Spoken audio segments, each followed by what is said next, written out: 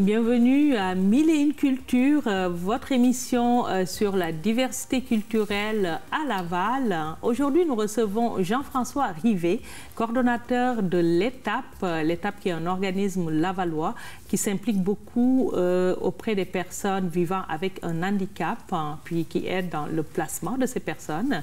Bonjour Jean-François. Bonjour Adi, ça va bien? Oui, ça fait plaisir de vous recevoir. Merci beaucoup. C'est ça. Moi, j'ai reçu votre communiqué de presse de 10 ans d'anniversaire, puis j'étais comme, mon Dieu, j'habite à Laval depuis 16 ans, puis je ne connais pas cet organisme-là. Ah, vous n'êtes pas la seule. C'est ça, c'est l'ETAP. Qu'est-ce que vous faites à l'ETAP? Je sais en gros, mais ouais. C'est quoi l'ETAP? En fait, la mission principale de l'ETAP, c'est de favoriser l'intégration en emploi et le maintien en emploi des personnes qui sont en situation de handicap. Donc, c'est un organisme qui a vu le jour il y a quand même un bon bout de temps. Il faut comprendre que l'ETAP, c'est l'ETAP Laval, oui, mais il y a aussi les bureaux de l'ETAP à Montréal. Et les débuts de l'ETAP datent de 1977, en fait. À la base, c'est une personne qui cherchait du travail, M. de Césarée, qui était lui-même en situation de handicap et qui, malgré tous ses efforts de recherche d'emploi, s'est rendu compte que les gens s'intéressaient plus à son handicap qu'à ses compétences. Donc, c'était très difficile pour lui. Et il a eu l'idée de démarrer un service pour venir en aide aux personnes handicapées, pour les aider à trouver du travail. Donc, en 1977, l'ETAP a vu le jour à Montréal. À l'époque, c'était la clientèle uniquement avec un handicap physique qui était accompagné. Et puis, bon, de fil en aiguille, petit chemin faisant, en 1983, il y a une organisation qui s'appelle La Bourgane qui, elle, son objectif, c'était de vraiment travailler à créer des services pour les personnes avec un handicap auditif. D'accord. Et à partir de 1983, La Bourgane a pris en charge l'ETAP. Et donc, l'ETAP a pu élargir sa clientèle, donc desservait toujours les personnes avec un handicap physique, mais aussi les personnes avec une surdité. D'accord. Mais vous ne vous limitez pas à ça, j'imagine. Non, parce qu'en 2009, parce qu'en 2009, l'ETAP Laval a été créée. Et l'ETAP Laval, depuis 2009, reçoit les personnes avec handicap physique, handicap intellectuel, évidemment le handicap sensoriel, donc soit surdité ou cécité, et les personnes avec un trouble du spectre de l'autisme et trouble développemental du langage. Donc, on reçoit quand même un large bassin de clients pour les accompagner vers l'emploi. D'accord. Un gros défi, j'imagine? Un très, très gros défi, oui. Mais je vous dirais qu'on ne travaille pas tout seul. On a des conseillers vraiment, des conseillers en emploi qui font un travail hors pair. Et je salue vraiment l'équipe qui travaille pour l'ETAP parce que c'est vraiment un travail qui n'est pas simple. Pas simple parce qu'il y a beaucoup de travail à faire auprès des entreprises. Il y a beaucoup de sensibilisation. Et bien, on est accompagné dans tout ça parce que l'ETAP fait partie de plusieurs réseaux. En fait, on fait partie du ROSEF. Le ROSEF, c'est le regroupement des organismes qui se spécialisent en emploi pour les personnes handicapées. Donc, il y a des organismes comme l'ETAP, il y en a un petit peu partout au Québec. Donc, on travaille beaucoup avec eux. On est membre du ROP. Le ROP, c'est le regroupement des organismes pour la promotion des personnes handicapées de Laval qui regroupe tous les services inimaginables pour les personnes en situation de handicap. Donc, il y a des activités de jour, il y a du soutien, beaucoup de soutien moral pour les proches aidants aussi. Donc, c'est au-delà d'une trentaine d'organismes. Et tous ces organismes-là, on travaille ensemble pour vraiment s'assurer que nos clients aient le bon service au bon moment. Donc, on travaille vraiment là, dans une continuité de service pour les clients. On travaille ensemble aussi là, pour faire de la prévention auprès des entreprises. On travaille avec la Chambre de commerce qui... J'imagine avec Emploi Québec aussi. Oui, mais j'y arrivais parce que c'était mon dessert. Voilà. En fait, Service... La cerise sur le sundae. Oui. En fait, Service Québec, c'est pour nous, l'ETAP, c'est notre principal bailleur de fonds. Donc, c'est grâce à Service Québec qu'on peut fonctionner puis donner d'excellents services à la clientèle. D'accord. Vous parlez de sensibilisation. J'imagine que ça en prend beaucoup et des partenaires divers. Mais au fil des ans, ça s'est traduit comment, concrètement? Est-ce que ça s'est amélioré? C'est quoi les taux de placement que vous avez avec Emploi Québec ou seul? Le taux de placement a toujours été intéressant. D'ailleurs, actuellement, je pense qu'on est autour de 73 ou 75 de taux de placement. Je n'ai pas le chiffre exact, mais moi, je ne suis pas en mesure d'évaluer si les choses ont changé depuis 10 ans parce que je ne gravitais pas dans ce milieu-là. Mais ce que je peux dire, c'est qu'actuellement, les employeurs démontrent quand même une très grande ouverture à embaucher les personnes qui sont plus éloignées du marché du travail, dont les personnes en situation de handicap. On a vraiment beaucoup de réussites. On a de très belles réussites avec nos clients, mais ça ne se fait pas tout seul. Donc, évidemment, il y a de l'aide qui est donnée aux employeurs parce que l'embauche, c'est bien, mais l'intégration doit bien se faire, mais il faut aussi que les personnes puissent conserver leur emploi. Donc, on travaille avec les employeurs pour assurer une bonne intégration et pour assurer le maintien aussi. On a d'ailleurs une agente d'intégration par l'entremise du ROSEF. On a tous les organismes qui travaillent avec les personnes handicapées au niveau de l'employabilité ont démarré ce projet-là d'avoir des agents d'intégration. Et on a, nous, donc, une agente d'intégration qui est là depuis le mois de mars ou avril dernier, qui, elle, va vraiment aller en milieu de travail pour même apprendre le travail, pour aider la personne à bien acquérir les tâches, trouver des trucs, trouver des outils, autant pour l'employé que pour l'employeur, au niveau de la communication, de l'intervention, la collaboration entre l'employeur et l'employé. Va intervenir aussi, peut intervenir même plusieurs années après que la personne ait intégré le milieu de travail pour venir donner un coup de main pour s'assurer que la personne puisse conserver son emploi. D'accord. Donc, en gros, c'est pas juste un service de placement, c'est vraiment accompagnement. C'est un accompagnement des chercheurs d'emploi. Oui. Des chercheurs d'emploi. On a des personnes qui peuvent nous appeler 4, 5 ans, peut-être plus. On a même des personnes qui nous appellent qui n'ont jamais eu à passer par l'organisme L'Étape, mais qui ont certaines limitations et que là, au moment où ils sont dans leur parcours, bien là, il y a des problèmes qui apparaissent au travail. Et là, ils nous contactent parce qu'ils connaissent l'existence de l'Étape pour qu'on puisse faire une intervention dans le milieu de travail et faire en sorte que cette personne-là puisse garder son emploi. Son emploi. Oui, absolument. J'imagine que la situation de pénurie d'emploi aide beaucoup, comme vous dites, les personnes qui sont loin du bassin traditionnel d'emploi. Mais est-ce que vous, au niveau de l'Étape, vous avez vu une différence significative pendant cette période? Je ne serais pas en mesure de le confirmer encore une fois, mais c'est sûr que moi, depuis que je suis là, j'ai reçu des appels d'employeurs qui ont connu l'existence de l'Étape et qui se sont eux-mêmes avancés pour dire qu'ils seraient intéressés à embaucher des personnes en situation de handicap. Donc, je ne peux pas vous dire si c'est quelque chose qui était fréquent avant, mais moi, je le vois. Depuis le printemps. Et je parlais de la Chambre de commerce tout à l'heure. Bien, la Chambre de commerce, justement, pour pallier aux difficultés de recrutement des entreprises et pour vraiment qu'on ait la chance de démontrer l'avantage d'embaucher une clientèle qui est plus éloignée du marché du travail, a organisé une super activité au mois d'octobre dernier. D'accord. C'était des entrevues éclairs avec des entreprises, avec des postes à combler. Et en fait, ça a permis à quand même un bon bassin de clients d'aller rencontrer ces entreprises-là. Il y en a plusieurs qui ont été embauchés. D'ailleurs, nous, dans nos clients, on en a eu quelques-uns qui ont été embauchés à la suite de cette activité-là. Et c'est une première. Donc, la Chambre de commerce faisait ça pour la première fois. Ça s'est fait en collaboration avec Service Québec. Et c'est sûr que c'est quelque chose qui va revenir à chaque année maintenant parce que le besoin est là. Et on a une clientèle qui représente une main-d'œuvre qui est vraiment intéressante parce qu'on parle de gens qui sont extrêmement motivés, qui vont faire preuve d'une grande loyauté envers leurs employeurs, qui sont très reconnaissants aussi. Donc, on a des commentaires extrêmement positifs des entreprises qui ont embauché nos clients. D'accord. Puis la palette d'emplois que vous voyez en général, est-ce que c'est très diversifié? C'est-tu plus dans les services? C'est extrêmement varié. C'est sûr que si on prend Montréal et Laval, Montréal vont avoir des personnes avec un taux de scolarité peut-être plus élevé que le nôtre. Donc, on peut avoir aussi bien des comptables, des ingénieurs, des secrétaires que des personnes qui vont rechercher dans le milieu de la manutention ou dans l'entretien. À Laval, on a aussi un peu tous les profils inimaginables, mais c'est sûr qu'on va avoir plus de clients qui vont rechercher des emplois, par exemple, soit semi-spécialisés ou qui ne demandent aucune qualification.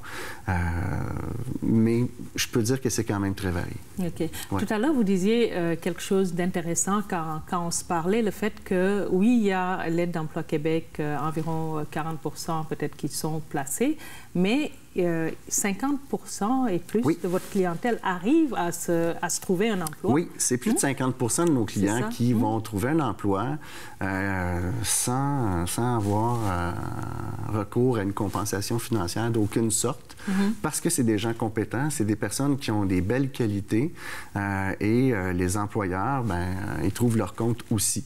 Mais il peut arriver effectivement que pour certaines personnes, le recours à une compensation financière soit nécessaire. À ce moment-là, c'est avec Service Québec qu'on peut réussir, là, dépendamment de la situation, à obtenir une compensation qui va faire en sorte que l'employé va pouvoir s'intégrer à 100% et devenir entièrement autonome là, dans l'entreprise.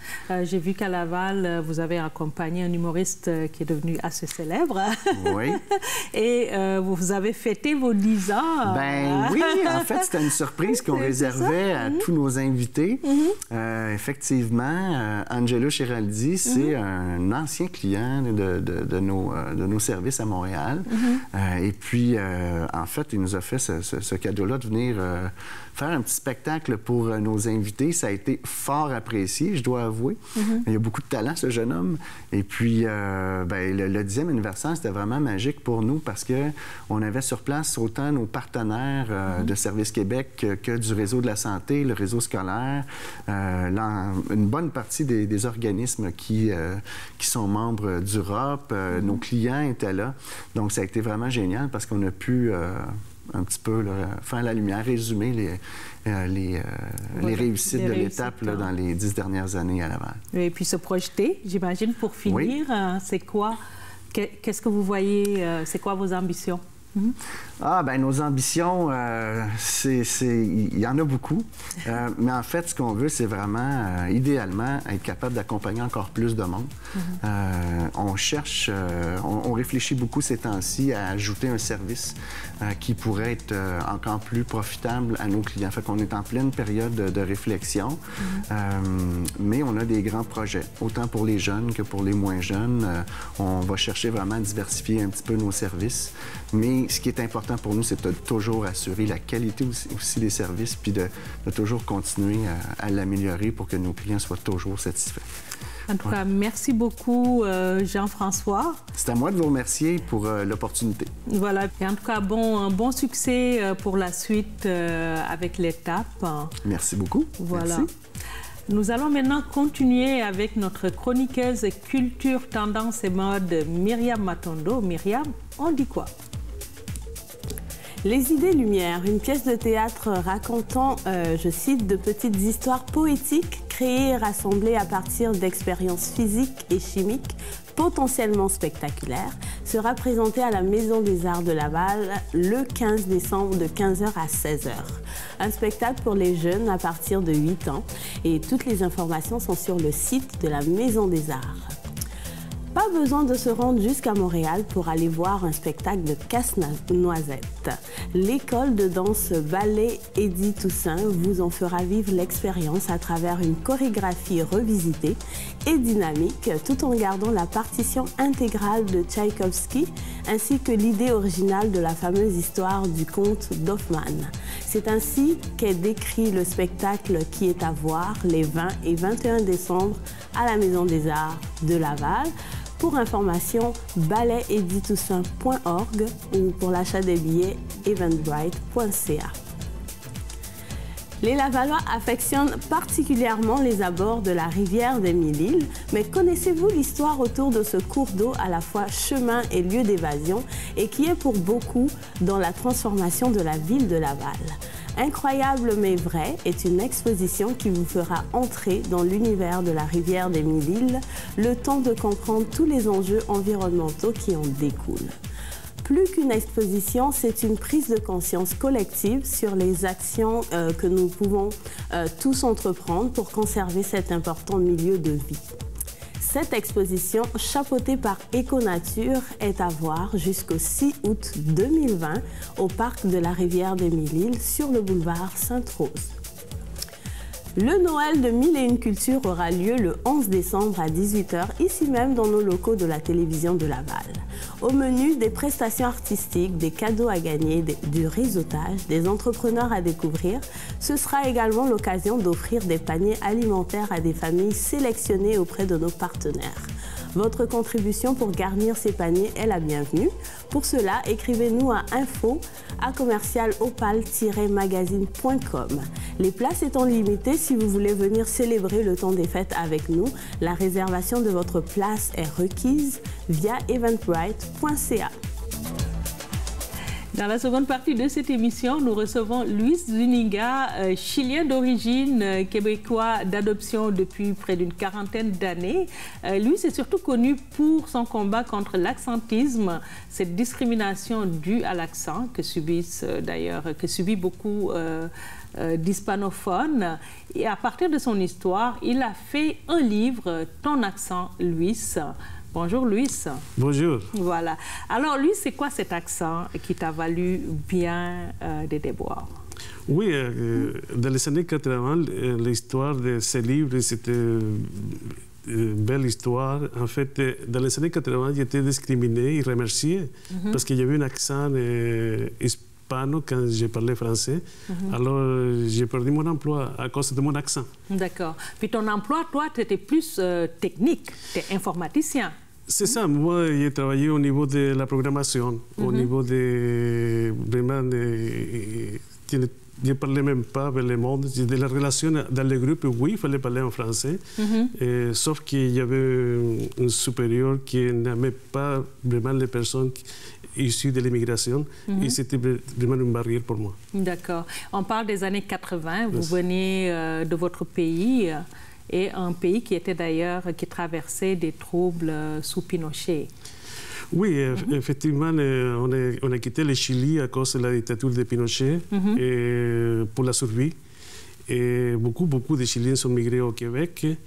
Et on est venu ici parce qu'il existe un pays vraiment démocratique où les droits fondamentaux sont respectés. Et on est venu ici par choix aussi.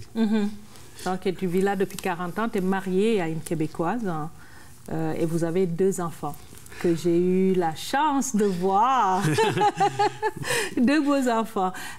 Et comment s'est passée cette histoire de discrimination? Qu'est-ce que tu en as tiré? Je sais que tu en as tiré un roman, mais c'était quoi le processus? Bon, finalement, le processus dans les années 80, c'était vraiment suite à ces nouvelles et sorties dans les médias de communication. Et en fait, je dois remercier le peuple québécois, qui est mon idée, et les syndicats, tous les partis politiques, les organismes, la Ligue des droits, le mouvement laïque, en fait, les communautés chinoises, hispano, chiliennes. En fait, tout le monde m'a appuyé pour battre cette organisation, qui c'était vraiment une organisation qui allait à l'encontre de la diversité et freiner la diversité et l'intégration au Québec. Alors, il fallait être blanc, catholique. Et en fait, tout le monde, eux, même, ne respectait même pas la loi 101. Et le peuple québécois voulait faire des changements. Alors, avec mon cas, on a pu vraiment ouvrir les chemins de la diversité et l'intégration au Québec dans les années 80. Et j'étais considéré le symbole du Québec multiethnique, ouvert et moderne au Québec. OK, donc à travers ce combat, il y a une mobilisation quand même du peuple québécois pour aussi te défendre de certaines parties de la frange. Un combat que tu as gagné et qui a fait jurisprudence, en fait, quelque part. C'est ça. Au bout de la ligne, j'étais gagnant. C'était au niveau légal. On a créé une jurisprudence basée sur l'accent. C'est très difficile de prouver la discrimination basée sur l'accent. Mais heureusement, on a pu vraiment valider c'est-à-dire cette jurisprudence qui vraiment, c'est l'unique au monde. C'est l'unique au monde parce que Et j'ai passé des interviews en France. Et j'ai rencontré même la présidente de Chili. Et il me parlait qu'il y a des Haïtiens qui appellent vraiment pour avoir un logement avec leur accent. Et les gens leur répondent non, il n'y a pas de logement. À Paris, en France, c'est la même chose. Les gens qui viennent de Marseille à Paris pour décrocher un emploi, ils n'ont pas d'emploi parce qu'ils n'ont pas l'accent parisien de l'élite parisienne. Donc, c'est devenu un phénotype, l'accent. Et c'est vraiment... on a découvert qu'il y a une discrimination basée sur l'accent et c'est vraiment mondial. OK. Puis le mot accentisme est entré dans le dictionnaire aussi de la langue française et dans le QLF par le biais de ce combat quelque part. Voilà. Et on apprenait récemment que votre engagement au niveau de la diversité, parce que vous n'êtes pas arrêté à ce combat, après votre victoire, vous êtes beaucoup impliqué dans tous les combats pour promouvoir la diversité et l'interculturalisme. Puis vous avez gagné un prix. Oui, en fait, moi, je ne cours pas auprès des prix parce que tout ce que j'ai fait, je le fais par principe et parce qu'on croit ce qu'on fait. Mais des fois, ça fait du bien d'avoir un prix. N'est-ce pas? Et des fois, c'est vraiment, ça fait du bien. Mais j'ai gagné ce prix-là parce que toutes les luttes que j'ai faites depuis 40 ans ici au Québec, et j'ai siégé dans tous les organismes, le conseil d'administration des organismes qui luttent contre le racisme, contre la discrimination. On a fait même en 2007, j'ai regardé l'autre fois, on a fait un discours avec Justin Trudeau ensemble pour la semaine du racisme. En fait, c'est un travail qu'on a fait depuis 30 ans, j'ai dit, et finalement, j'ai été reconnu et j'ai reçu dernièrement un appel et dit, Monsieur Zuniga, préparez-vous un voyage à Toronto, vous êtes choisi. Et voyons, donc, mais bien reçu, je suis très content et heureux de l'avoir reçu. Voilà. Donc, en fait, j'aurais dû dire plusieurs prix parce que vous avez été nominé pour, dans le cadre du Gala Média Mosaïque et tout, mais le prix qui vient couronner le tout, c'est le fait d'être dans le top 10. Vous faites partie des 10 hispanophones les plus influents au Canada. C'est une fierté, là. C'est une fierté. C'est une crème, en fait. On a choisi les 10 qui sont les plus influents. Et finalement oui, c'est ça. Moi, j'étais vraiment content. Et en fait, c'était un grand événement qu'il y a eu. Se trouvaient des ambassadeurs, des consuls, il y avait des ministres fédéraux et des Nations Unies, plein de médias de communication. En fait, c'était quelque chose de très important et valorisant parce que dans mon discours, j'ai parlé de l'ascentisme aussi, parce que c'était la lutte principale. Et c'est pour pour ce cas-là, ils m'ont retenu aussi. Et pour le travail que j'ai fait comme à titre de président de HHQ de Québec, dans lequel j'ai pu travailler très fort pour avoir la loi 1094 pour le patrimoine hispanique au Québec aussi. Voilà, donc une loi qui a été passée récemment, en fait, proposée par un député hispanophone, Saúl Polo. C'est ça, puis qui a été voté, qui institue le mois du patrimoine. Le cheminement de ces lois-là était présenté, c'est-à-dire nous, on l'a présenté, et on l'a acheminé à Carole Poirier, la ex-députée du Parti québécois. Et le 6 décembre 2017, on était invité à l'Assemblée nationale, dans laquelle j'ai prononcé un discours à l'Assemblée nationale, parce que tous les partis politiques, ils ont approuvé la loi. C'était tout le monde a voté de façon unanime. Et même le président s'exprimait en français, en espagnol. Donc c'était vraiment intéressant. Et par la suite, était appuyé par Nathalie Roy, l'actuelle ministre, et M. Sao Paulo également. Également, d'accord. Donc c'est vraiment un travail conjoint de la CAQ, PQ et des partis libéraux. La CAQ, c'était tous les partis politiques qui ont travaillé, et je les remercie à eux de façon publique. Il y a des discours à l'Assemblée nationale qui sont enregistrés pour les remercier vraiment pour l'appui qui sont mis à notre communauté. OK. Maintenant, rendu à ce stade, vous avez amorcé un autre processus qui est celui de faire de votre histoire un documentaire. Oui. Voilà. En fait, les livres, parce que les livres ont un impact vraiment international. Les livres se trouvent dans toutes les bibliothèques de Québec, y compris la Commission des droits de la personne. se trouve dans le gouvernement provincial, dans tous les réseaux. Les gens peuvent consulter mon livre. Se trouve à Cuba, dans la bibliothèque José Marti, au Chili, Maroc. En fait, la francophonie, le livre est devenu quelque chose d'important parce qu'il représente vraiment, il s'adresse à toutes les diversités ethnoculturelles et surtout les minorités visibles. D'accord. Mais les gens voulaient savoir vraiment. Et maintenant, on est de la technologie, ils veulent voir la question numérique. Donc, ils disent, bon, pourquoi pas ne pas faire un documentaire? Alors, voilà. C'est là que vraiment on travaille fortement pour développer ce projet-là, que ça va être intéressant, que les gens puissent le voir sur un écran que sur un livre. D'accord. Un projet d'ailleurs qui est en train de se tourner actuellement. On a d'ailleurs des images, des rushs de ce documentaire-là, qui va parler de votre vie, mais qui va aussi parler de la francophonie des accents, parce que la francophonie, c'est une diversité d'accents. Voilà. En tout cas, merci beaucoup, M. Zuniga, puis félicitations pour votre prix encore. Je vous remercie pour m'avoir invité à votre programme. Et je pense que mon livre et mon histoire va servir à beaucoup de personnes issues de l'immigration pour continuer le combat sur la discrimination, sur le racisme qu'il y a dans la société. D'accord. Merci beaucoup, M. Zuniga. On va d'ailleurs se quitter sur les rushs de ce documentaire qui va mettre en lumière ce phénomène, l'accentisme, une discrimination vécue par des gens au Québec et ailleurs dans le monde. Merci de nous avoir suivis, puis on vous dit à la semaine prochaine.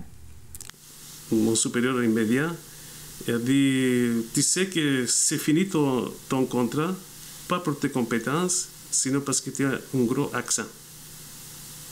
Alors, j'ai pensé que c'était une blague, parce que 2 jours ou 3 jours après, il y avait une nomination. Il dit, écoutez, non, il m'a dit, c'est sérieux, et tu t'en vas decir d'une façon très arrogante et méprisante, il m'est sorti de la salle. Alors, quand je suis sorti, mes compagnons m'ont vu, et j'étais un peu bouleversé, vraiment. Alors, j'ai quitté de cette façon-là. Et j'ai regardé et il y avait un sentiment d'impuissance. Parce que je savais qu'il y avait une injustice quelque part. Et ça, je ne savais pas comment l'exprimer. C'était quelque chose de très fort et fort encore en moi.